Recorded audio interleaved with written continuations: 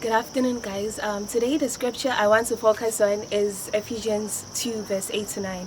It goes this way: it is by grace that you have been saved through faith.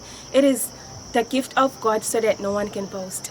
Well, this scripture is something that I have been reading the whole day today, which just simply made me understand that I really don't know the meaning of faith.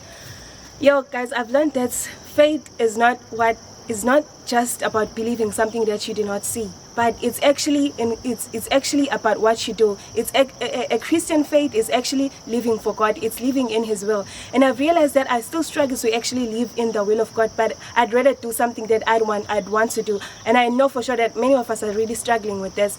I'm just going to read a quote, which is Steps to Christ, page 44 to page 45. This quote really opened my eyes. It goes: there are those who profess to serve God while they rely upon their own efforts to obey His law, to form a right character and to secure salvation.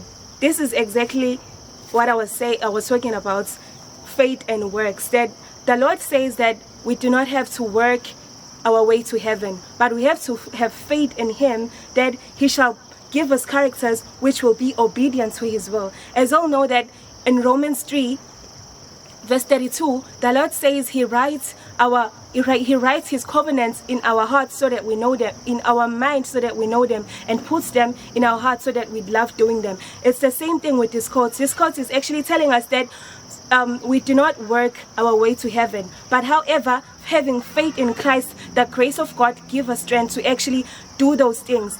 In other words, works are important also, but however, works are not the way to go to heaven. Faith is the way to go to heaven, but however, works are manifestation of our faith. James 2 verse 17, if I'm not mistaken, it says that a faith that has no works is a dead faith. So in other ways, in order to please God, we have to have faith and then believe and have faith that through His grace we will be those people that He wants us to be.